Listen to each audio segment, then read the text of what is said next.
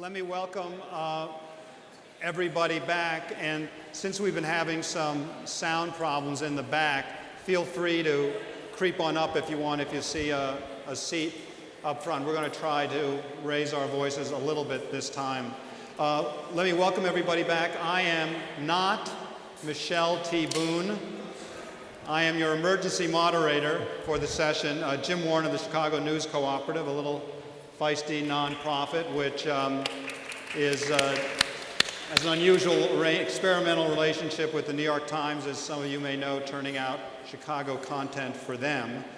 Of late, and as a result of late, my only real personal experience with the arts and civic engagement has been a few blocks away at the federal courthouse, covering the criminal retrial of the performance artist once known as the governor of Illinois. It's ongoing. The cross-examination by the government's ongoing, and yesterday brought us the classic as he was confronted with another FBI wiretap in which he so clearly was offering Obama's seat to somebody for something in exchange, and he declared something to the effect of, "Yes, those are my words, but that's not what I meant." Anyway, it's for those in the field of arts, you would probably find this, as I do, a similarly uninspiring performance, which will probably result in his being fitted for a new costume in the form of an orange jumpsuit in a few months. And having also just heard that term a few minutes ago of neuroeconomics, I can assure you that nothing positive has been happening into the chemicals in my brain by watching his strained rationalizations. Okay, all of you should know with your schedules there who we've got. Deborah Rutter is president of the Chicago Symphony Orchestra. Marina Peterson is a professor of performance studies at Ohio University. Walter Massey is the president of the School of the Art Institute. Lisa Lee is director of Jane Addams Hull House Museum here in town. And Mark Stern has a very long title. Mark's at the University of Pennsylvania, director of the Social Impact of the Arts Project at the School of Policy Studies and Practice, which in part earns him the right to get us going with a short 6 or 7 minute overview PowerPoint. Mark, take it away. Thanks, Jim. Can folks hear me in the back if I talk like this, or should I stand up? How about this? Standing up. Okay. Standing up. My colleague Susan Seifert and I have been doing this work on social impact of the arts project now for 17 years, which means either we're incredibly persistent or just incredibly slow learners. Probably the second one, but what I wanted to do was just summarize a few points that have come out of our research around the issue of civic engagement, essentially 3 points. One's a methodological point, which actually the first session picked up on, which is that the social impact of the arts is more than a sum of the individual impacts, and that as a result you need to study it using collective methods, which has led us to use geographic information systems and things like that. A second point is an empirical point, which is essentially that we find these strong, persistent relationships between the concentration of cultural resources in neighborhoods and a set of social goods, if you want to put it that way. And then the final point is a conceptual point, which actually again addresses the point made earlier around the intrinsic or the instrumental issue around arts. We're trying to make the point that we need to see the arts in the context of notions of social inclusion and social exclusion. And then if we do that, instead of saying the arts are here and these other qualities are over here, that we see the arts as an element of what social well-being is. And that's a way of dealing with that. So let me do this very briefly. As I said, our starting point is that if the arts impact society, you should be able to measure it. That the impact of the arts, again, apologies to the neuroscience folks, but the arts impact isn't simply between one's ears. That it's about the kinds of social interactions people have. And that as a result, this has led us to focus on focusing on the non-economic instead of the economic impact of the arts. Social communities and social networks as a key element in terms of understanding that. And then finally, using geographic analysis in terms of this. In terms of our core findings, we've seen that the arts is very strongly related to a variety of different kinds of social diversity we find in neighborhoods, including ethnic diversity, economic diversity, and what we call household diversity, the presence of a lot of non-family households in particular neighborhoods. Secondly, we've been using this concept of what we call natural cultural districts, the idea that that cultural resources, and here we're talking about nonprofits, commercial culture, artists, and actually cultural participants, the way they concentrate within the city, form these natural cultural districts, as we call them. And that finally, that we can find this very strong set of relationships between these natural cultural districts and a whole set of social goods. So let me briefly go through some of those.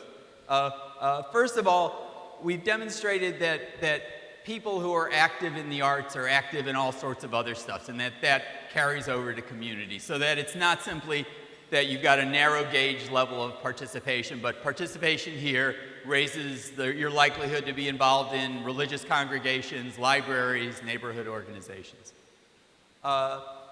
Secondly, we've seen a connection between the arts and public health. This is some data we got from one of our partners, the Reinvestment Fund, which is a community development financial institution. They developed a social stress index, which was really a measure of public health. You can see the kind of things that went into it. We like using other people's data because then it's clear that we're not cooking the data. So we got this from other people. And what we found was this really striking relationship where the neighborhoods with high levels of cultural resources, these 4 cultural resources I talked about, have much lower rates in terms of this social stress index, which again, and that's again correcting for socioeconomic status. You find this really striking relationship to these really critical elements in terms of public health. Another form of data we've been focused on is this is a measure of ethnic and racial harassment that one of the city agencies measures.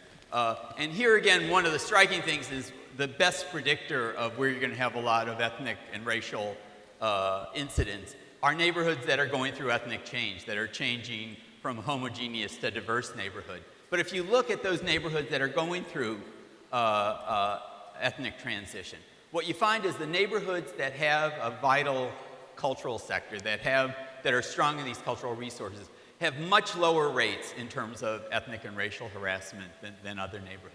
Now this data is from the early 2000s, and that's actually one study we're hoping to update in the coming year or two.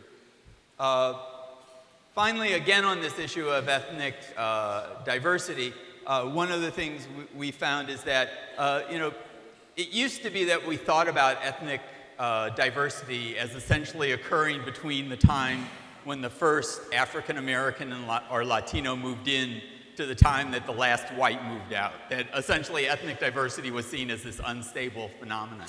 One of the things we've demonstrated is that neighborhoods that have strong cultural scenes, that isn't the case, that diversity is actually something that persists and is a lasting feature in terms of these neighborhoods.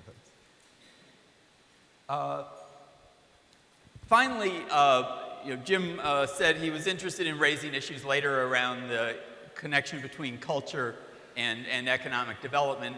And I guess one of the points I want to make in terms of our research is what we found is that the economic benefits of the arts, especially the economic benefits for urban neighborhoods across the city, is not a direct relationship where it's all, the number of tickets sold, traditional economic measures, but rather it's the capacity of these neighborhoods to generate civic participation that has a spillover effect in terms of economic benefits. And I just threw up some data here from this bar graph.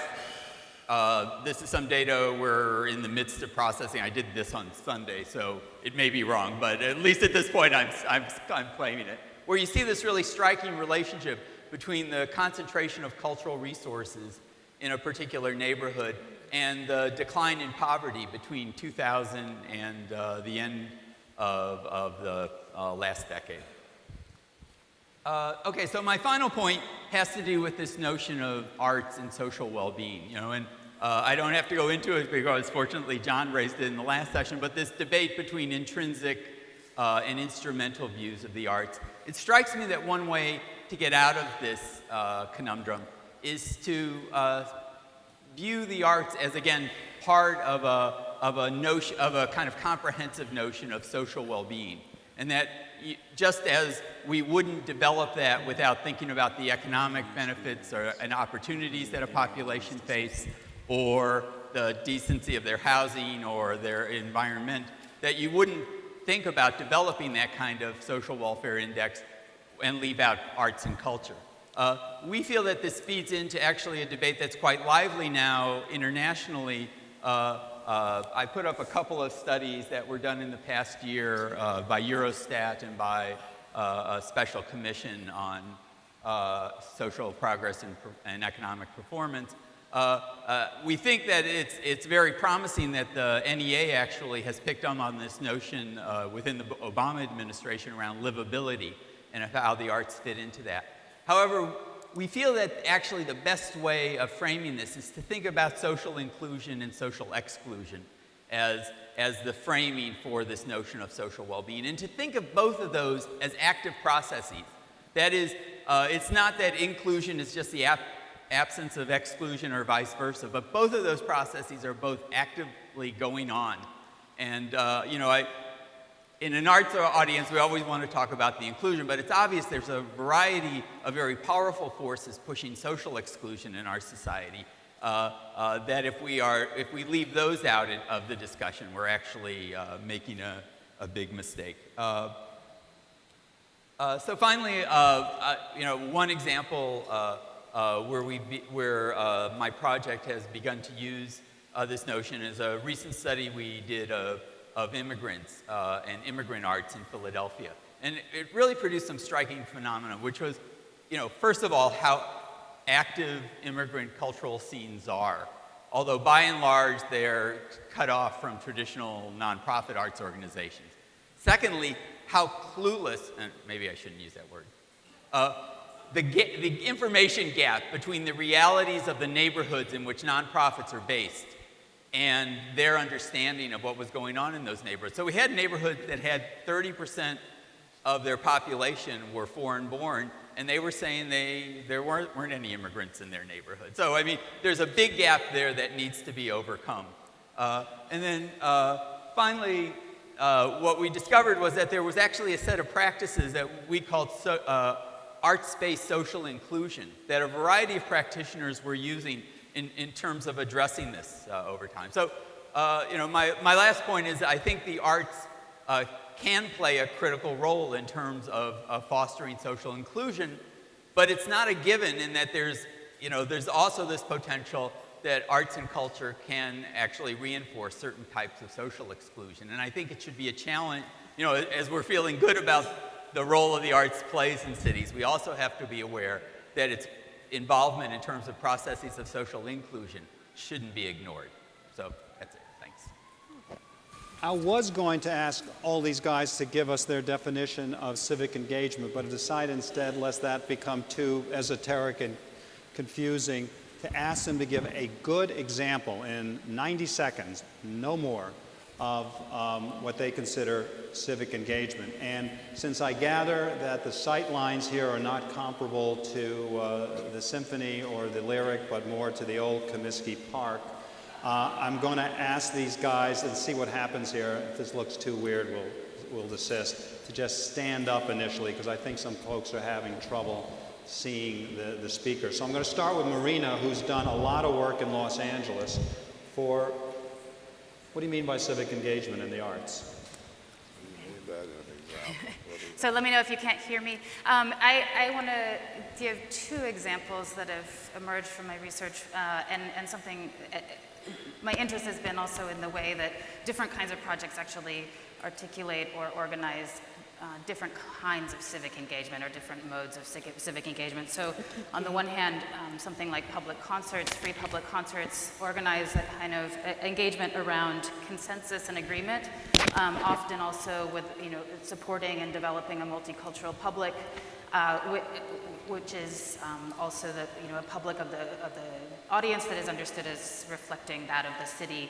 So bringing those concerts, or articulating those concerts as related to the city as at large, with immigrant neighborhoods, ethnic groups, and whatnot.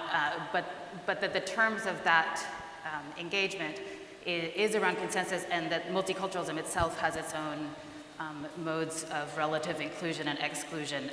Another case and a group that I've been working with is the Los Angeles Poverty Department, but I think I'm just using them as an example of arts projects that actually make a kind of a critical engagement with certain of these other terms, or terms of things that are happening in the city and various policy issues. So one of their recent projects was a response to downtown development in Los Angeles that is largely organized around the arts, around loft development, around galleries, and the kinds of exclusions that were also being drawn through those projects and through those efforts. So and most strongly, a real exclusion of homeless and a kind of closing in on the boundaries of Skid Row, and so a real anxiety around presence of visible presence of homeless on the streets that was happening around this development, and then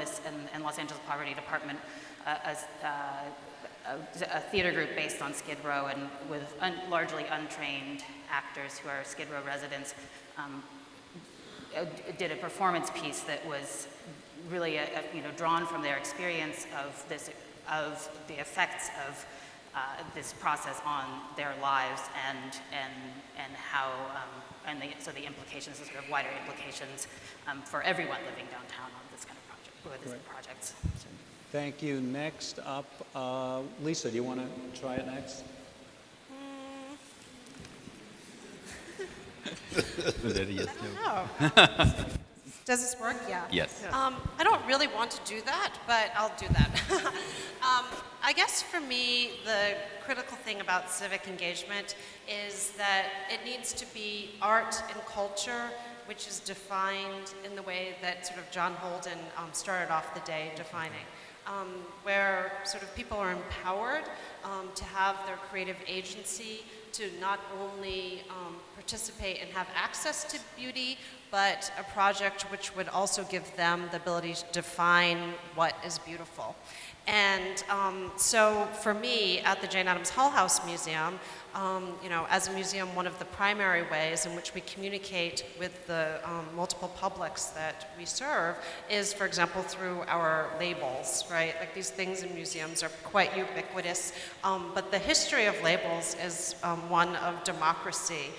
The British Parliament required that museums have labels so that people could have access to information, because back then people were actually required to sort of buy the catalog system.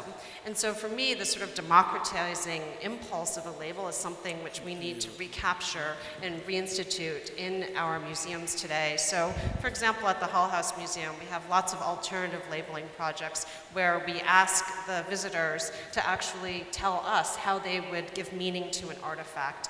What is this, the artifact which is the witness to so much of history? It's not so much, who owned it or who used it or what it is, but perhaps the questions that we should be asking is who made it, in what sort of labor conditions was this artifact created, and in that way sort of brings a different kinds of relevance to people. The other thing is, at the Hull House Museum, we really believe that the important sort of value of a public institution is recognizing that your space, which can be a place of inclusion and for creating radical democracy, really needs to be sort of accessed by the community. And so our exhibits are community curated, our programming is sort of determined by community curators. And so, for example, we have a series called Rethinking Soup, where we open up the Hull House Residence Dining Hall, where people like Upton Sinclair had come to, have his dinner when he was working on The Jungle, where Ida B. Wells Barnett and W.B. Du Bois had come to give their lectures, and we asked people to gather in that space to form new community and to share in a bowl of soup, where we discuss the sort of pressing food issues of the day. I think civic engagement cannot be sort of seen separate from sort of a serious politics of the day. So many of the cultural institutions today are sort of afraid, I think, to be political, but sort of, our stance, to borrow a phrase from Arundhati Roy, the problem is once you've seen it, you can't unsee it, and doing nothing is as political as doing something. And so for us, all of our arts and cultural programs engage in some way of trying to promote a more radical democracy, really trying to create a more just society, and really thinking about how to provide sort of agency to people so that they're not just passively consuming the arts, but really actively consuming and, making art themselves. Thank you. Walter. Thank you. I'm sure people who know me are saying, what is Walter Massey doing on this podium? Because I don't come from the world of art. I'm new to it in my role as president of School of the Art Institute of Chicago. You would have seen me as here's director of Argonne National Laboratory in the past. So let me disestablish my credentials. Right. But I do know a bit about civic engagement from various perspectives. But I want to reinforce Bob Zimmer's comment about the importance of institutions in urban settings contributing to civic engagement and being involved in the community. And that's what we do a great deal of that at the School of the Art Institute, and we are located right in this city, 2 blocks that way. And I'll mention a couple of projects which I think bring together a number of things talked about this morning, and a number of things in my background. One is this magnificent piece of art and design, whatever you might want to call it, across here at Millennium Park, the Jamais Plenza Fountain.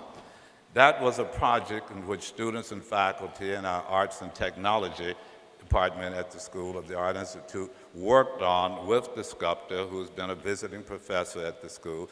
And that project involved all of the aspects, intrinsic values of art, design,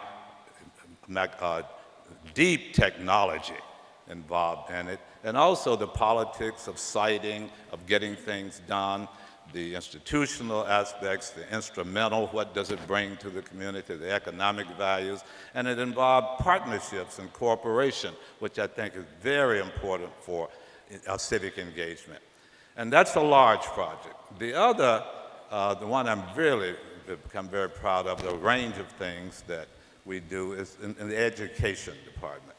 Our arts education program is deeply involved with schools around the city, from the early stages, working with teachers, with our graduate students and faculty, making sure that the arts are still in the schools. I think several speakers said this morning, education has to be a vital part of what keeps cities alive, and that's the melding of arts and education, which I find is fascinating.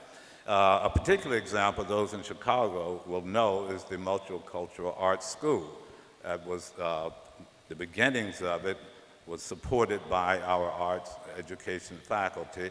And it's been a two-way street. It's not just the institution downtown giving back to the community. Our faculty and students have learned from participating in those community projects and to learn how to make their, better improve their craft and their art and their methods of teaching. And so, and I think that's an important part of civic engagement. It cannot be simply a one-way street, especially if it's institutional civic engagement. Thank you. That education component I think is really important and was painfully underscored to me this morning when I was putting a first grader on the yellow school bus to his CPS school. and was reminded that he has art class once every 2 weeks max. And I asked the 8th grader who gets on with him, what about her? And she gets none. And a couple of years ago in his elementary school, pre-K, or kindergarten year, I think, no, pre-K, because of budget cutbacks, there was no music or art. So it's a real challenge amid the rampant budget cutting that is going on around the country. Let's wind up this section with Deborah, who comes not only with words of wisdom, but a multimedia component here. Okay. Thank you, Jim. I'd like to amplify just a little bit on some of the thoughts shared already and perhaps propose something to you that is eminently obvious to each of us, that art is engagement, and whether that is public or civic or individual and private, it is about engagement. And it is really, for me, art when we have that engagement. We talk a little bit about what is a concert experience when you come to Symphony Center or to some of the other places where you may hear the orchestra or representatives of the orchestra, ensembles, or one of our presenting artists. And we really believe that it is really only art, truly only an expression of art, when it is shared with other people. And in that sharing, it's about engagement. And the question I guess we're talking about now is whether it's civic or private, personal. I think all of it is the same for me. I have the great honor of working with Pierre Boulez quite often, and many years ago at a similar gathering, somebody asked him, when do you know, maestro, when you have had a great performance? And after thinking about it for just a moment, he gave the example of saying, when I stand on the podium and I'm facing away towards the orchestra, and we are performing, I can feel the light that comes from me to the orchestra, meaning that way. It's shining out to the audience, but most importantly, when I feel that light shining back at me, I know that we've had a great performance. I think that's what engagement is, and I'm not trying to say, it only happens inside a concert hall.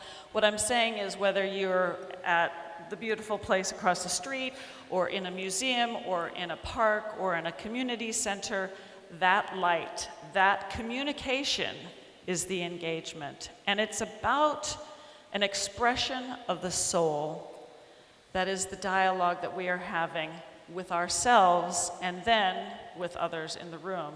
So to amplify on what Lisa was saying, we are doing this not because it looks pretty on the wall or it sounds nice in the background, but because it is an expression of who we are. And sometimes that's scary. Sometimes people don't really want to be able to talk about the scariness of what that means. And when we can come together and communicate that, something very, very special can happen. The example that I want to share with you is a very small excerpt of a video that we made at the conclusion of a festival that we just hosted at the beginning of last month. About 15 music organizations from around the region, large and small educational children's museums, but children's organizations. And it was around celebrating young people making music. 2 years ago, we had the first one, and we invited the Simón Bolívar Orchestra of Venezuela. Some of you may know that organization, which is sort of the pinnacle of the El Sistema movement of sharing music in the most fundamental way in a community. And this is our way of expressing this here. And these 15 organizations came together to celebrate youth making music. This year, we invited 2 ensembles from Mexico. We felt that this would be very appropriate for our community here in Chicago.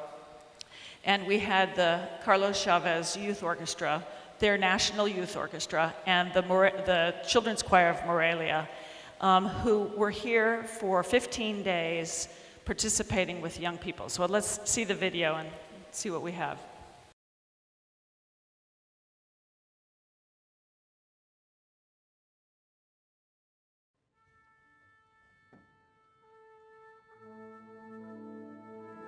It is such a pleasure to be here in this beautiful space at Benito Juarez Community Academy, and a pleasure to welcome all of our guests to the second Chicago Youth and Music Festival. Well, we're going to meet the musicians from the Carlos Chavez Orchestra, and we're going to sight read some Tchaik 5, which is going to be interesting. I hope we do okay. We're going to play with another musicians from Chicago. I think it's going to be a great experience. I'm most looking forward to just sort of like meeting the people from the other orchestra and talking to them, you know, finding out their other interests besides music, but of course, you know, talking about music. Es muy importante saber qué estamos haciendo los colegas musicales en diferentes partes del mundo, porque a pesar de que estamos lejos y somos culturas distintas, lo que nos está uniendo en esta ocasión es la música. The festival includes a number of different opportunities for young people from different cultures to meet one another and make music together.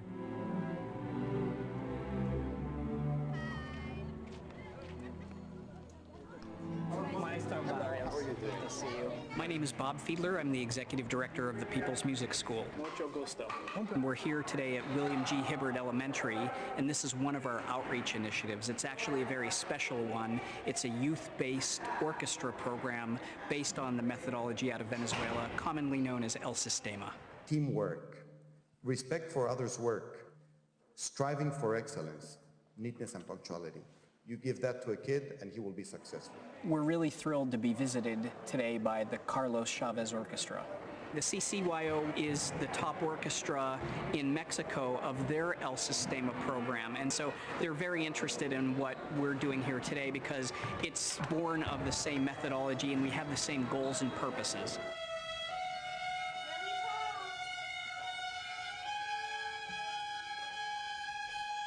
Para mí fue increíble ver esto, porque, bueno, ya lo había comentado Fabián, yo empecé así, con el violín.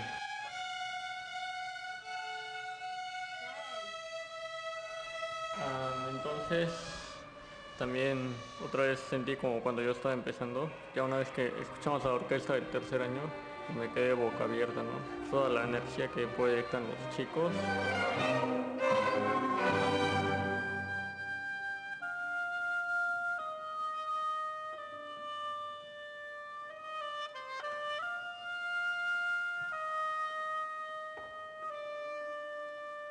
It's very emotive. How do you say that? Like emotional? Yeah, you know, cause it's very. I'm so happy to see that the kids. I mean, we as human beings can learn, can do music anywhere in the world. You know, it doesn't matter what age, what's your culture, your economic system. It doesn't matter anything. Anybody can learn music.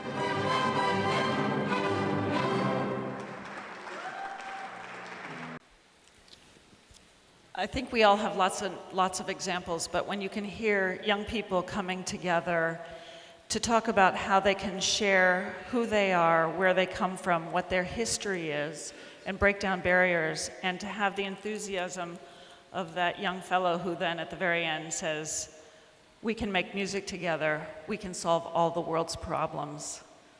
To me, that's civic engagement. Now, let me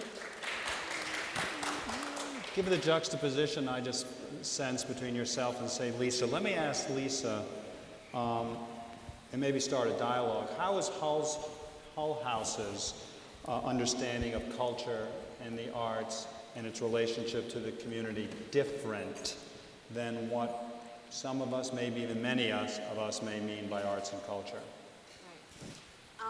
Well, this also goes back to the morning presentation, because Jane Addams and Ellen Gates Starr, who founded the Hull House in 1889, really believed that in addition to the sort of political rights that we all need to have, all people needed to have cultural and also social rights.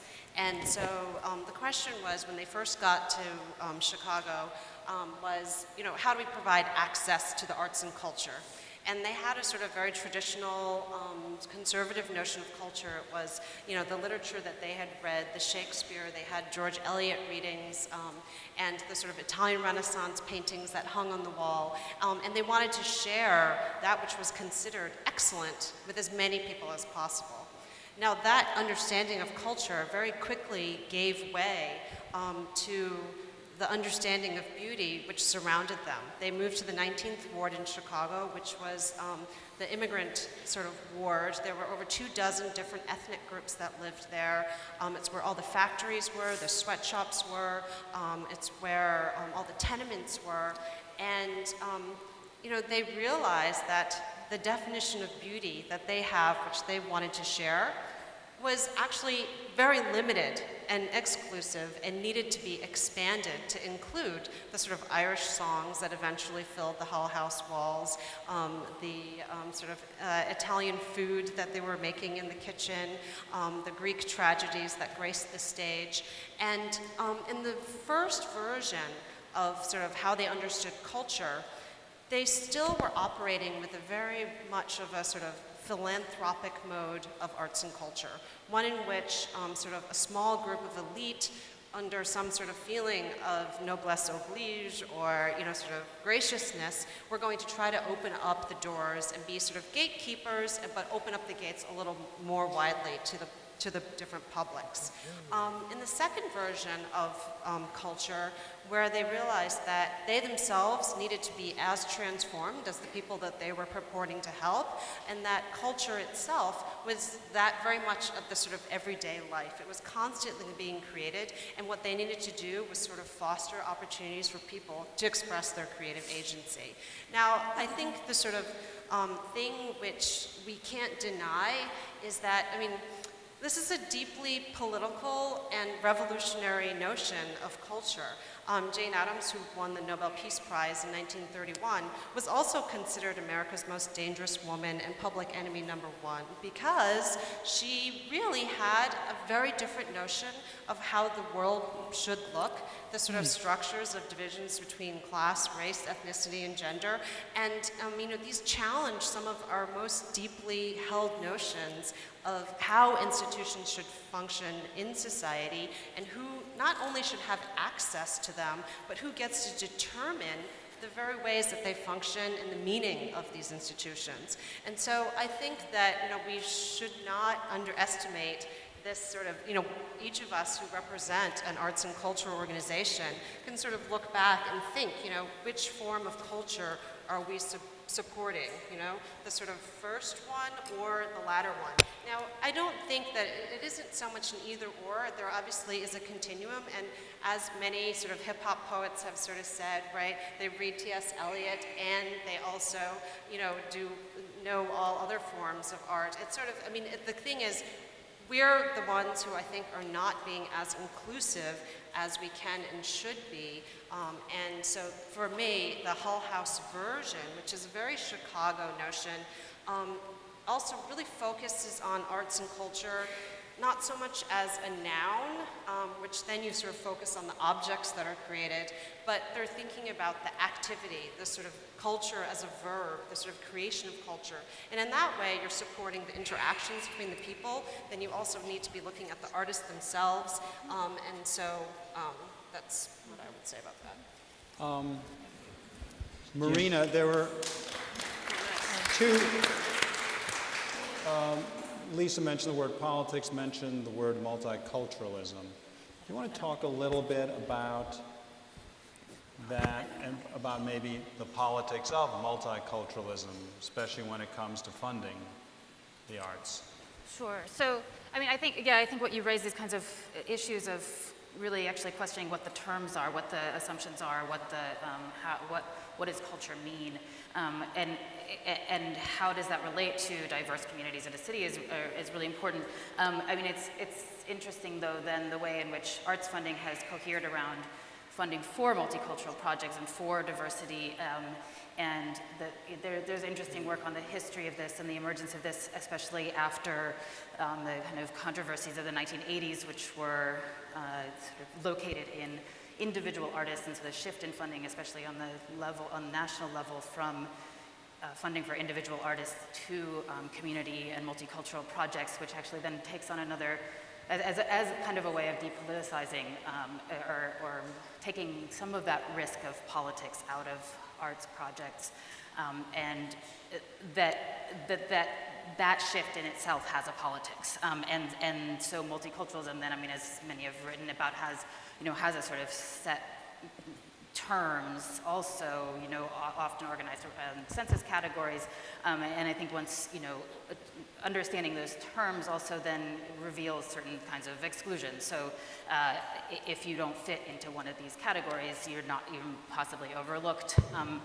And more than that, what I found in my research in Los Angeles is that, in fact, class as a category of diversity is excluded or occluded, and so actually that there's really a kind of a thrust toward at least, I don't want to sort of genericize as middle class, but that the audience appears this way, appears kind of uniform in its class composition, but diverse in its ethnic and racial makeup.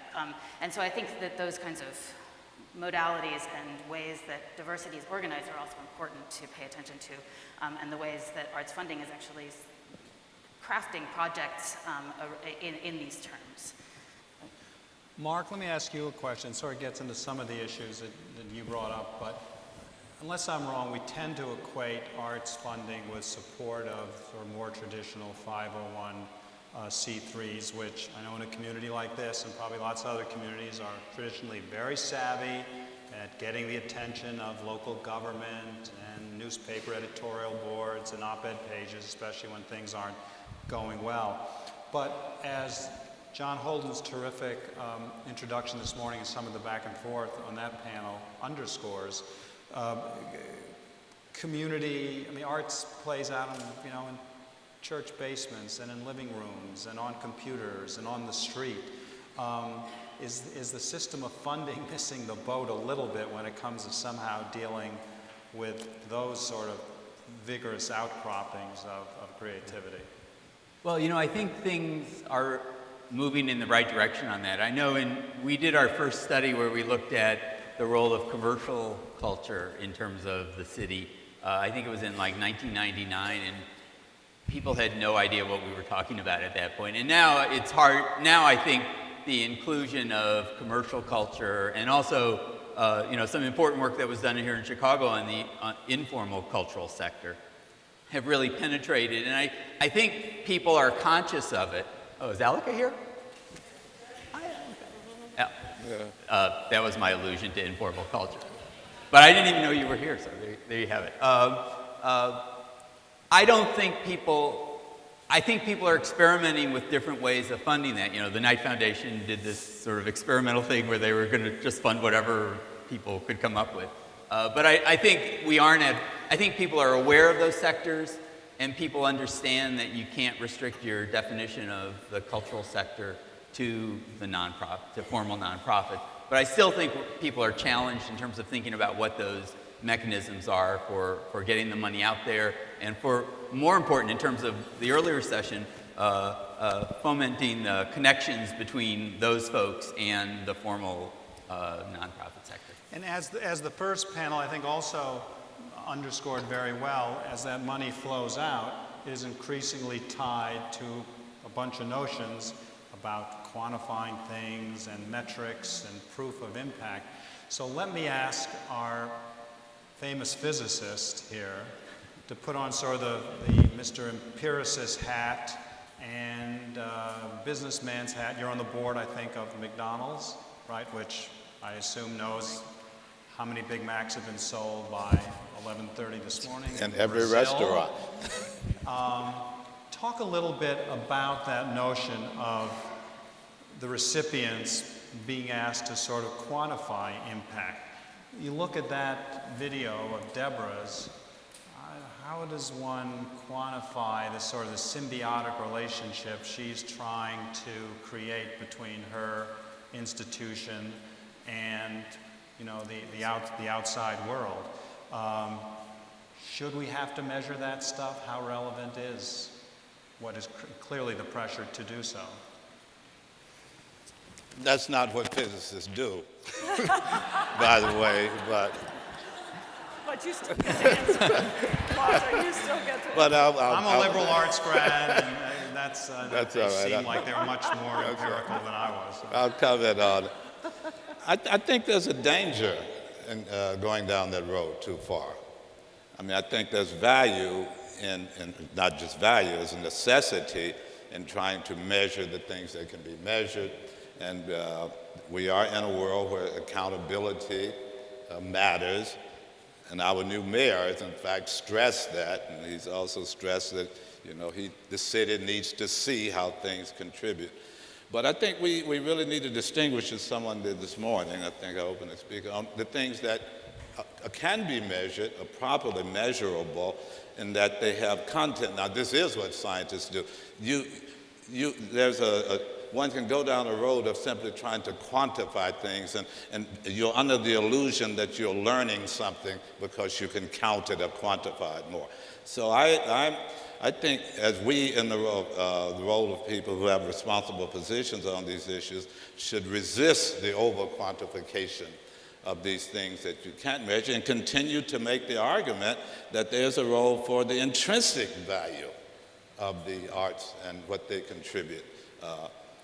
And those intrinsic values will sometimes spill over in indirect ways. I will bring a story. I was on the board of Motorola for a number of years, and I was chairman of the technology committee.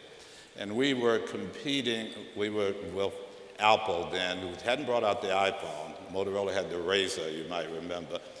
And the issue the company was facing is really trying to attract the kind of young designers, creative people that were in Silicon Valley. And it was very difficult to get those people to come to Schaumburg. So, I mean, just think about it.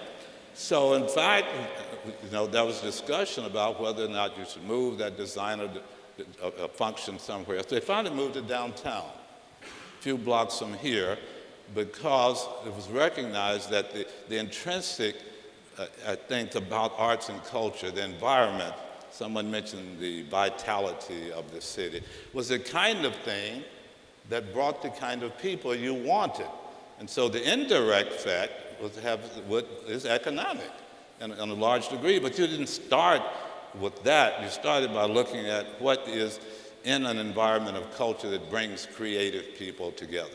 I'm going to mention a fact I bet many of you don't know, that in this South Loop, there are over 65,000 college and university students.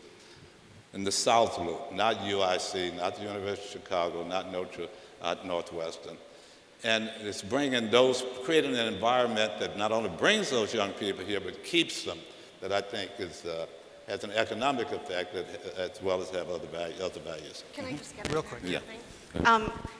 I do want to say that I feel very uncomfortable when we're using language like the city will attract the kinds of people that you want, because that implies that there's certain people that we don't want in the city.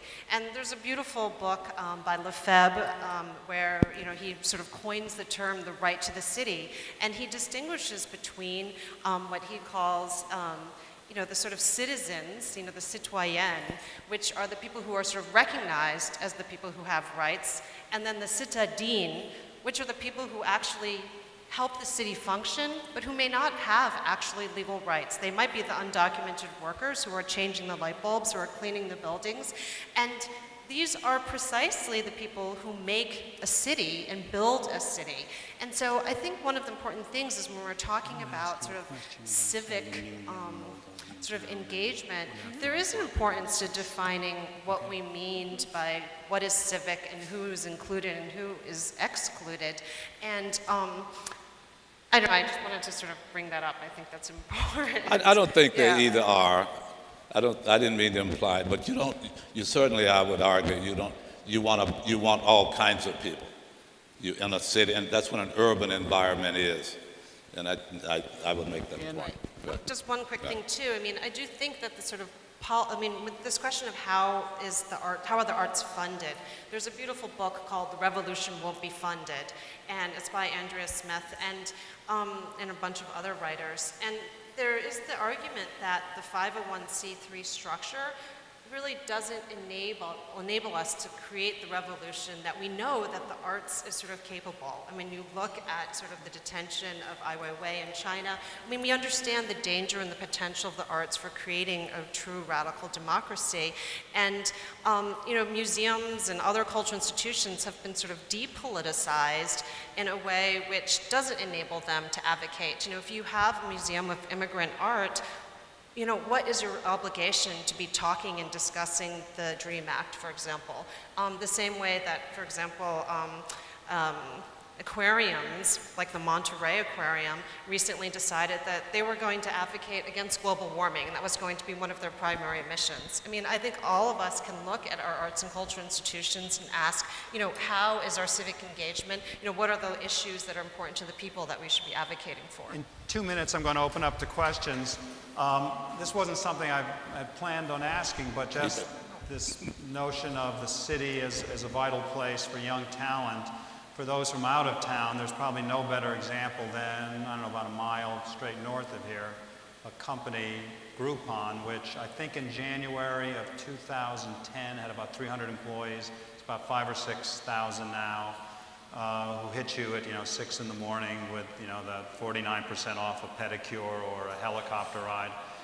And according to Saturday's Wall Street Journal, the 41-year-old guy who's got the biggest stake it stands to personally earn $4 billion with a B, when their IPO plays out.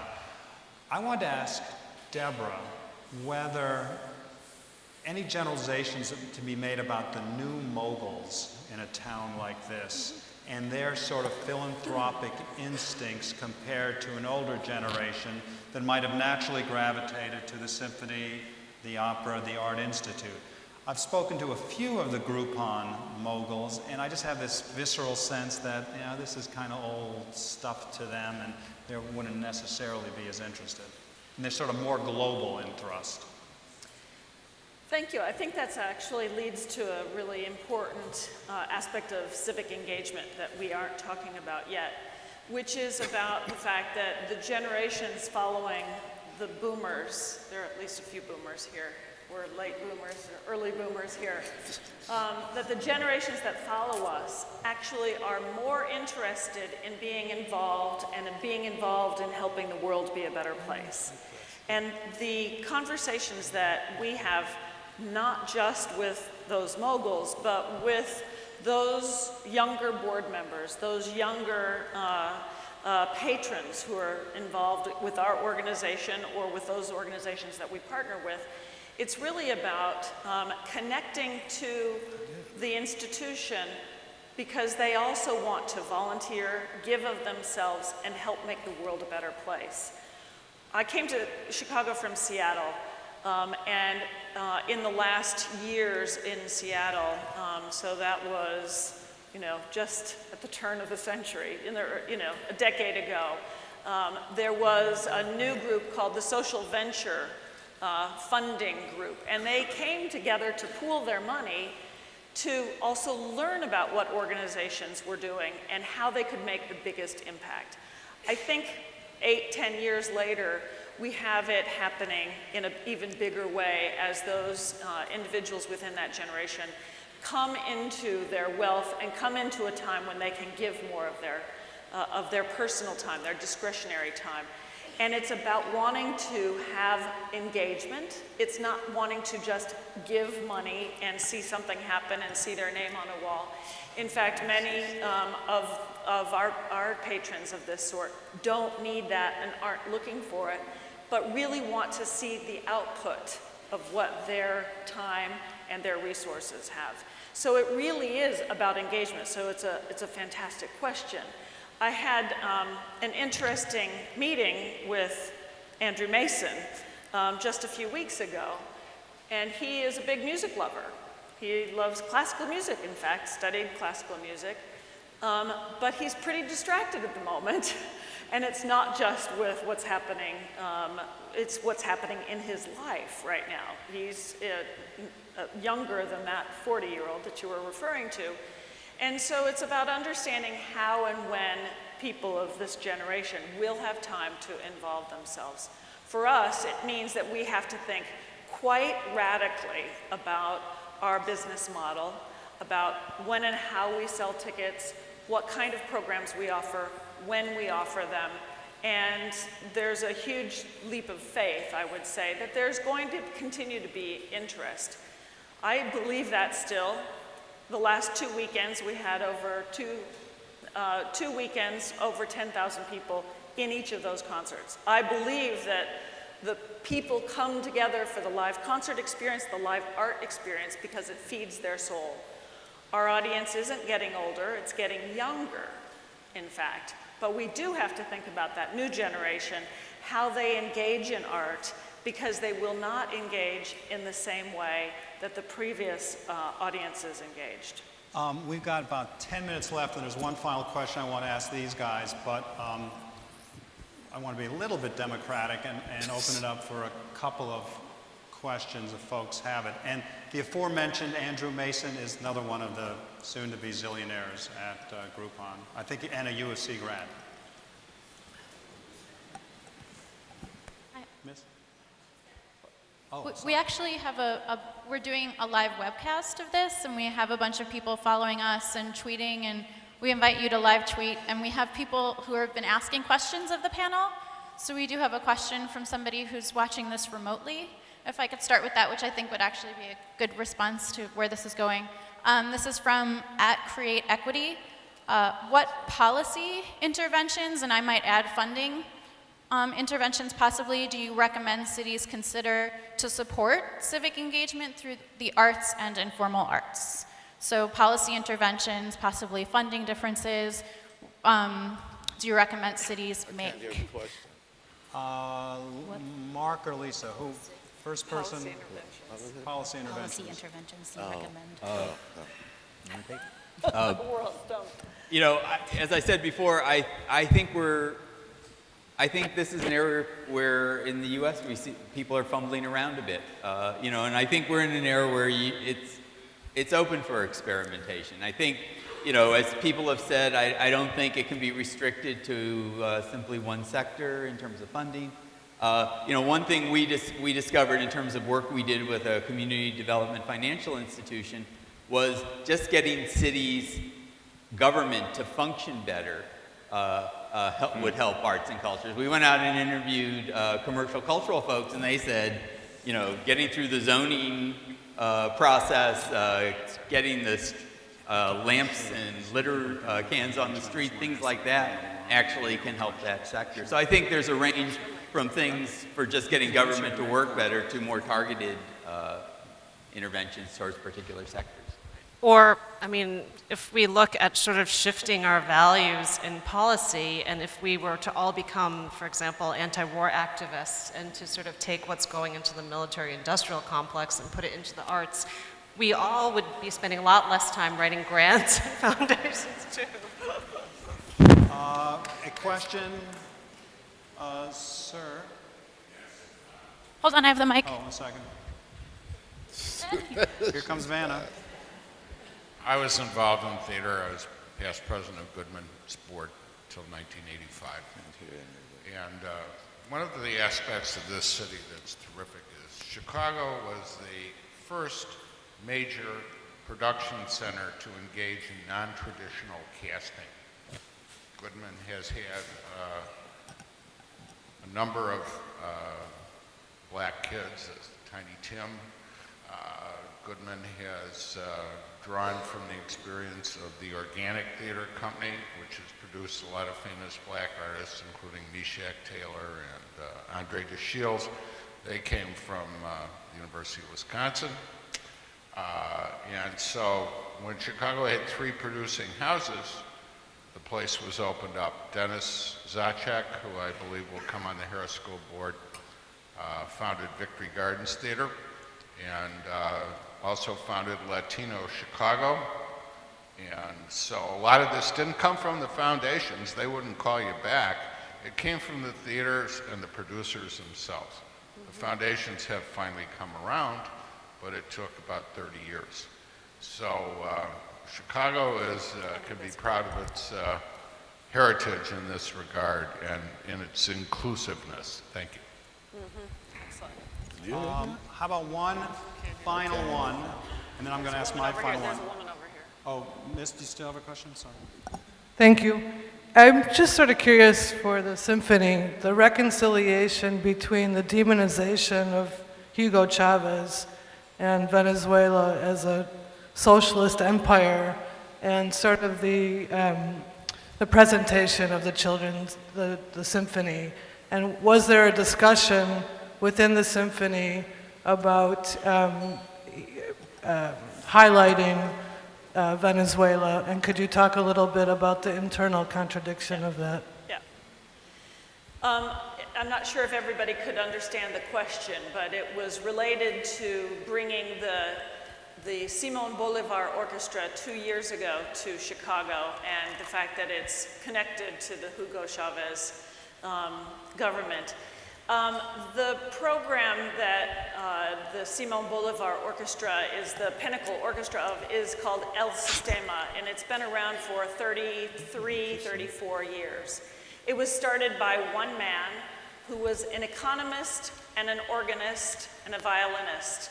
And he looked around his country, he looked around his private world and realized that it wasn't going to be solved by government, and that people had to solve the problem of poverty and lack of education and lack of opportunity.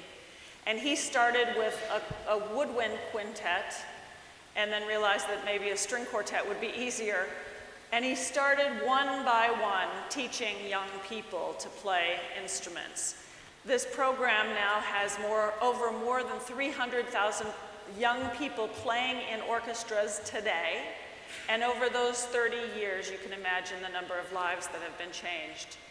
From the very beginning, it was funded privately and by individuals. And then over time, long before Hugo Chavez, it became funded by the Ministry of Education, I believe, not the Ministry of Culture.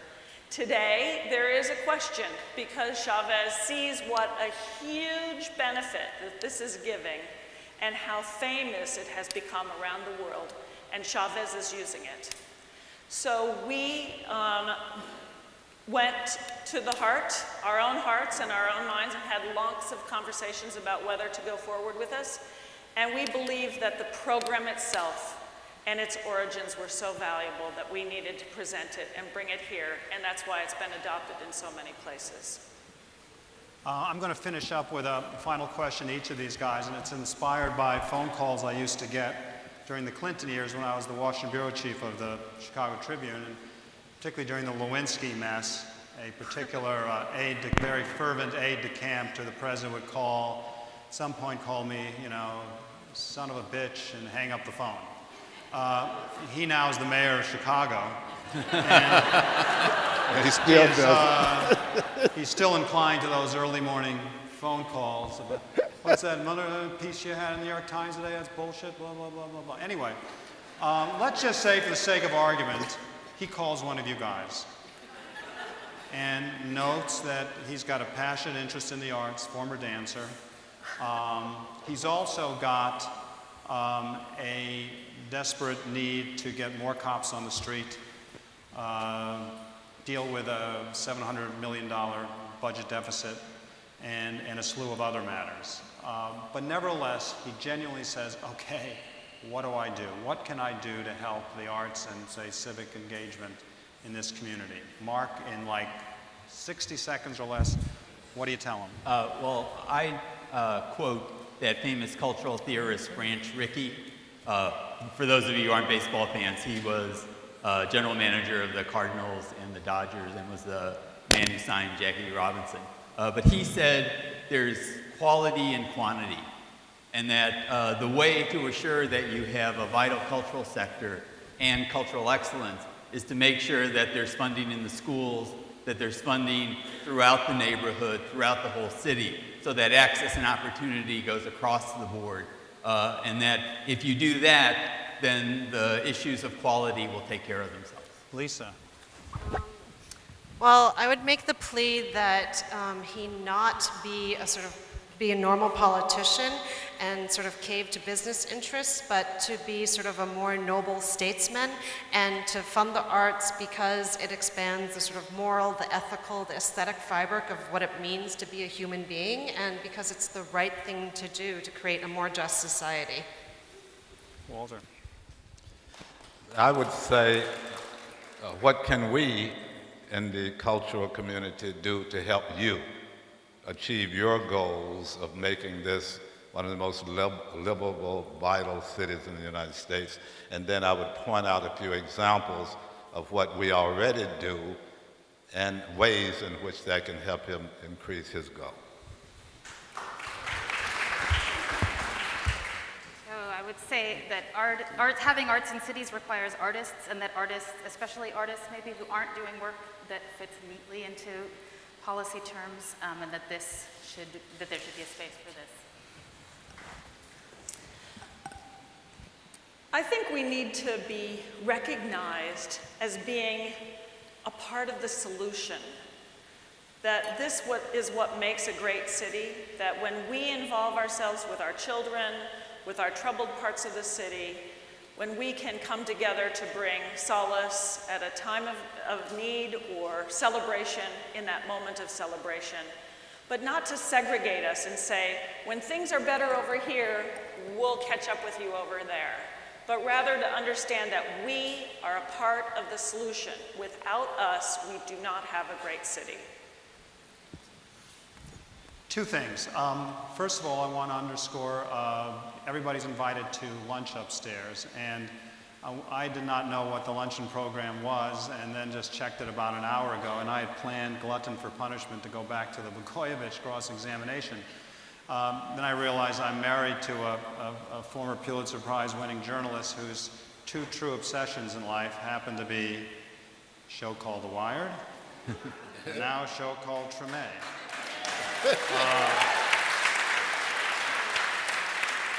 I have watched each episode 7 times. I knew they were big when she stopped forcing me to watch Law and Order Criminal Intense for the 98th time at 10 o'clock. So we're really, really lucky to have David Simon and Wendell Pierce here, so do stick around. And secondly, this is a sprawling, complicated topic, and I just want to thank all you guys, Mark, Lisa, Walter, Marina, and Deborah, for just doing a terrific job, and thank you.